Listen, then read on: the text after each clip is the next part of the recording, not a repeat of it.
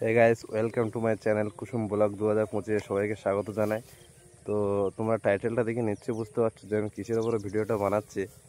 তো প্রথমে আমার পরিচয়টা দেবো, যে পরিচয়টা আপনারা ভাবছেন পরিচয় নিয়ে আমি কি করব, তবু আমি বলছি যে আমি সুন্দরবন জেলায় কুমিরমারি থেকে আগত।